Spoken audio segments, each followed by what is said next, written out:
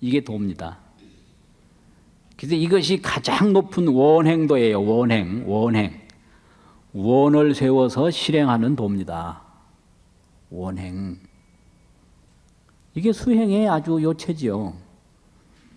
그러니까 중생이 끝이 없으니까 이런 중생은 이렇게 도움을 주고 저런 중생은 저렇게 도움을 줘서 모든 중생이 그 인연을 알고 형상이 없는 걸 알고 구할 게 없는 걸 알아서 다 편안하고 즐거움을 누리도록 인도하는 그 자비와 그 정열은 끝임이 없는 거예요. 그것만 남아있는 겁니다. 그것만. 그래서 이걸 오직 그것밖에 없다라는 뜻으로 유원이라고 그래요. 오직 유자 원할 원자. 이게 유원행입니다. 유원행, 서원행이.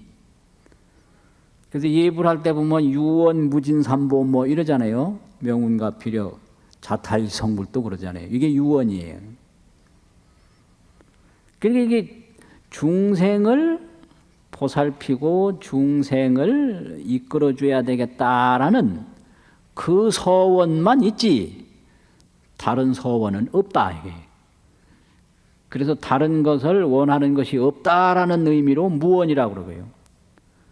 오직 중생들에게 깨달을 수 있도록 자비를 베풀어야 되겠다라는 원만 있다는 뜻으로 서원이라고 하고 그것밖에 없다는 뜻으로 유원이라고 합니다. 유원.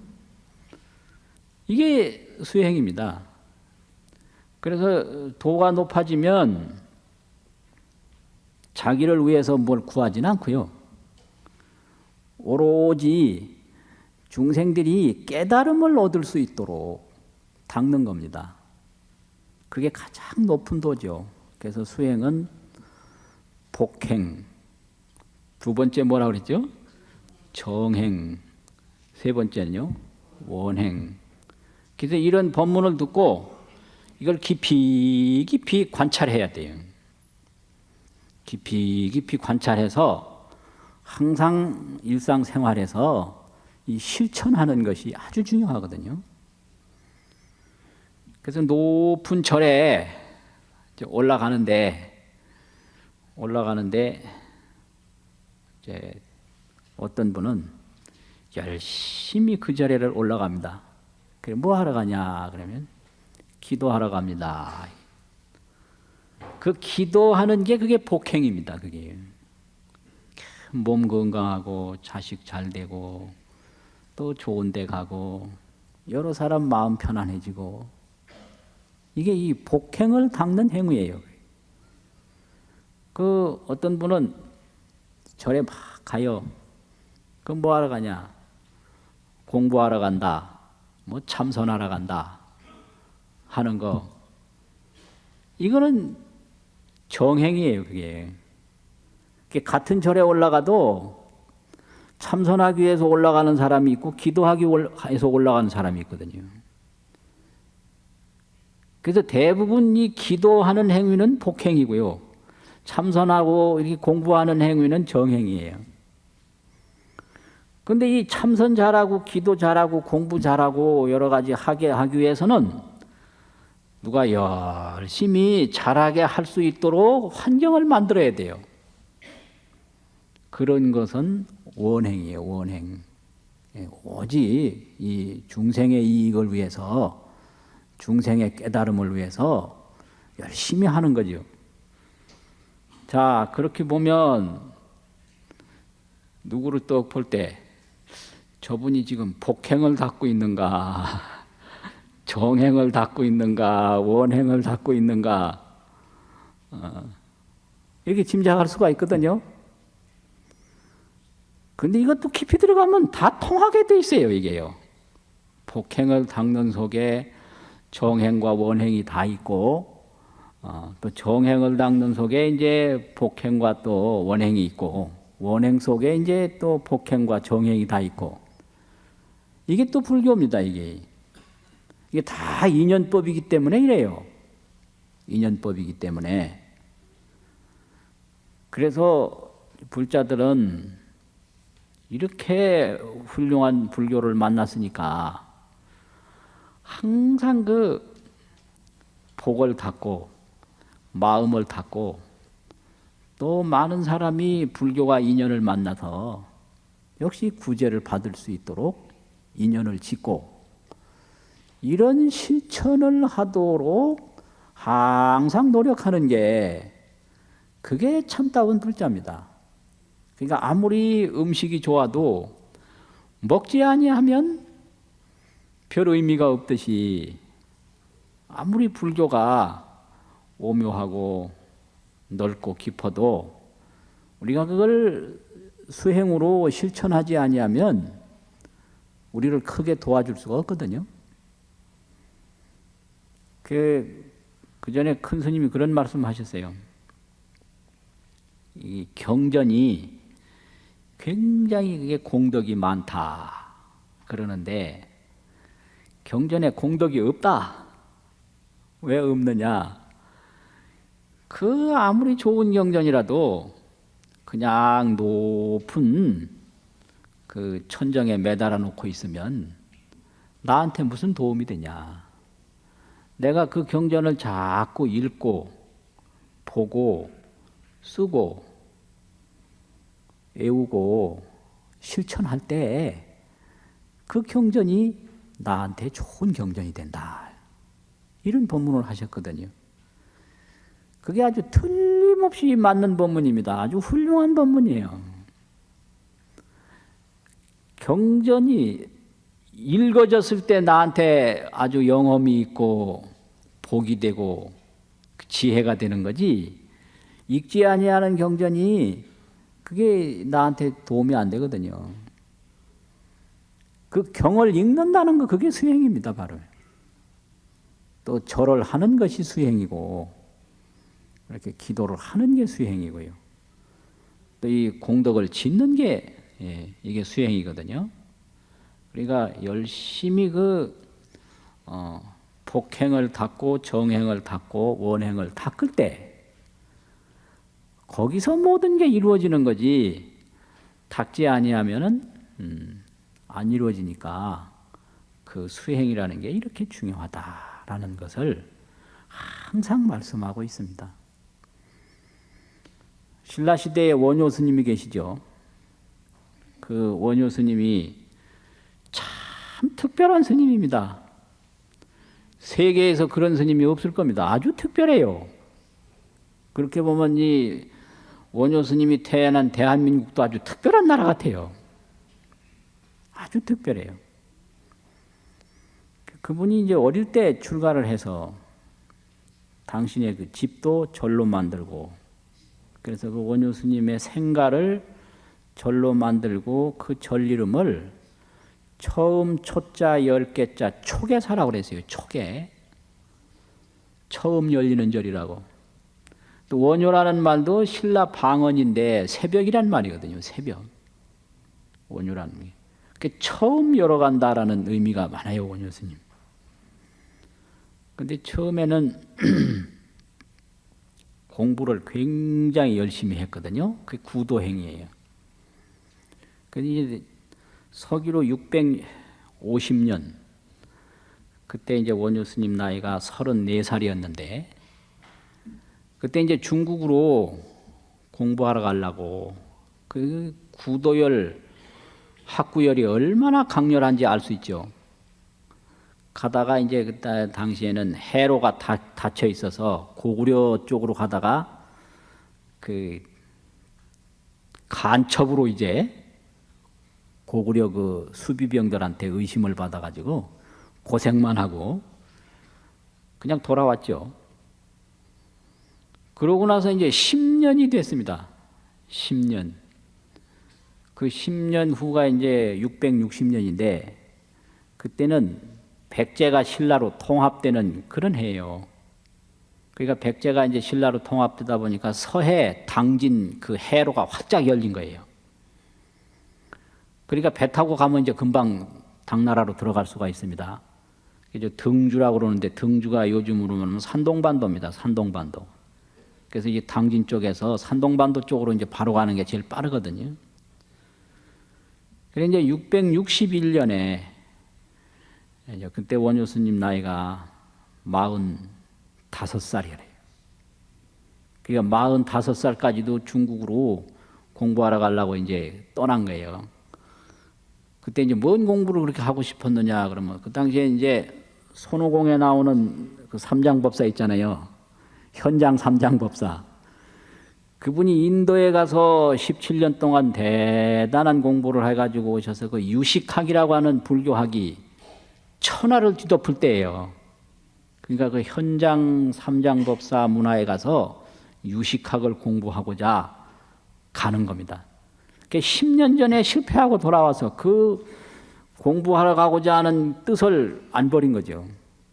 그래서 11년 뒤에 661년에 45살까지 그래 이제 의상 스님하고 같이 행장을 꾸려 가지고 떠납니다.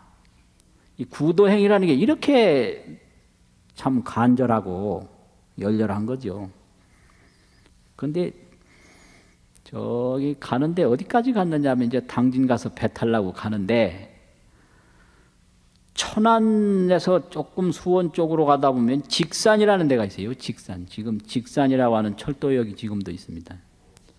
그쪽에 이르러서 이제 비가 오고 그래가지고 저녁에 잠자리를 찾는데 그 비가 안 드는 굴 같은 게 하나 있거든요. 그래서 잤어요. 그 이튿날 보니까 옆에 해골이 있는 옛날 고분, 고충이더라. 해골이 옆에 있는 거예요. 근데 떠나려고 그러니까 비가 너무 많이 와가지고 못 떠나요. 그래서 그 이튿날 또 자는 거예요. 그런데 해골이 옆에 있는 걸 보고 자니까 영 잠자리가 불편해요. 뒤숭숭하고. 해골이 있는 걸 모르고 잔 첫날 밤은 아주 잘 잤거든요. 여기서 그냥 화닥닥 깨친 거예요. 그래서 이게 불편하고 편안한 게 해골에 있는 게 아니다. 내 마음에 있는 거다. 해골은 어제 저녁에도 있었거든요. 그 틀림없죠. 이런 게 이제 인심자오라 마음으로 인해서 스스로 깨달았다. 이게 도에 아주 소질이 있고 도에 재능이 깊은 사람은 인심자오 한다고 그래요. 마음으로 인해서 스스로 깨닫는다고. 또 학문이 워낙 깊은 사람은 학불종사라고 스승을 쫓아서 배우지 않는다. 학불종사. 종사라는 건 스승을 쫓는다는 말이건 스승을 추종한다는 말이거든요. 인류사회의 위대한 업적을 납빈 분은 스승을 추종한 분은 별로 없습니다. 스승한테 배우기는 배우지만 스승을 능가하지 추종은 안 해요. 서가모니 부처님도 마찬가지예요. 서가모니 부처님에게도 많은 스승이 있었습니다. 그런데 추종은 안 했습니다. 한계를 느끼고 거기서 다시 또 출발해서 이뤘거든요. 이게 아주 특징이에요. 이 도라는 것도 그 도에 대해서 깊이 들어가는 사람은 인심자오하는 거예요. 자기 마음으로 인해서 스스로 깨닫는 거예요. 학불종사라. 배우면은 스승을 추종하지 않는다. 이제 학문이 깊지 못한 사람들은 자꾸 스승만 내세우더라고요. 스승은 스승인 거예요. 꼭 보면 그래요. 스승만 그냥 많이 내세우는 사람 치고 학문 깊은 사람 별로 없고요. 그거 묘하더라고요. 가만히 한번 보세요. 내가 경험한 건 거의 다 그래요. 그 서가모니도 스승에 대한 추종자가 아니듯이 원효도 마찬가지예요. 거기서 그렇게 엄청난 깨달음을 얻고 나니까 와, 이게 이제 뭐 심의 무법이란 마음 밖에 법이 있는 게 아니구나. 해골이 내 생각 밖에 있는 게 아니다. 그냥 해골이 있어도 내가 그걸 모를 때는 아무 상관이 없었는데 내가 이제 마음으로 이게 해골이다라고 생각을 내니까 잠자리가 불편하다 이거죠. 생각을 안 냈을 때는 상관없는 거예요. 이게 심생법생이라고 마음이 생기니까 현상이 생긴다고요. 그래서 나는 아불 입당이라 나는 당나라에 들어가지 않겠다. 그럼 이제 나오는 거죠. 그런데 여기서 또 참 중요한 게 있습니다. 원효와 의상은 10년 전에도 중국으로 같이 가려고 떠났었고 10년 후에도 같이 떠났는데요. 원효는 여기서 깨달음을 얻으니까 들어갈 필요가 없다. 중간에 돌아와요. 그 직산 쪽에서. 그러니까 원효 스님이 태어나기는 경상북도 경산군 자인면에서 태어났는데요. 도는 충청도에서 이뤘어요. 내 고향 충청도에서 도를 이룬 거예요. 그러니까 이 도를 이룬 게 더 중요해요. 그것들 잘 모르더라고요. 그러다 금석 총남 비문에 보면 신승 원효 성도지소라 이 딱 나와 있어요. 신승 원효가 도를 이룬 곳이다. 그러니까 이 충청도 좋은 곳이에요. 요새는 너무 욕하지 마시라고 거기요. 돌아오는 거예요, 원효는. 근데 의상은 끝까지 가는 거예요. 이게 이 도라는 건 철저히 자기에게 충실해야 합니다. 의상이 간다고 해서 따라가는 것도 아니고요. 원효가 다시 온 길로 돌아간다고 해서 의상이 따라가는 게 아니에요. 그 원효는 확실히 깨달았으니까 갈 필요가 없어졌으니까 안 가고요. 의상 스님은 갈 필요가 있다. 그러니까 가는 거예요. 그래서 도는 스스로 이루는 거지 누구 따라가는 게 아니고 누구를 추종하는 건 아니다. 이게 보통 일이 아닙니다. 이게 그냥 그 옛날부터 그 도인들이 가셨던 길이에요. 그래가지고 이제 돌아오셨는데 그 원효 스님이 그 44살 때 중국 가다가 중간에서 도를 이루고 돌아오신 다음부터 45세서부터 70세까지 사셨거든요. 그 25년 동안 여러 가지 교화 활동을 했습니다. 저수를 엄청나게 남기고요. 큰 이 탈 같은 바가지를 만들어서 썼어요. 그 이름을 무해라고 붙였어요. 그래서 이걸 바가지 호자가 있거든요. 그걸 무해호라고 합니다. 무해호.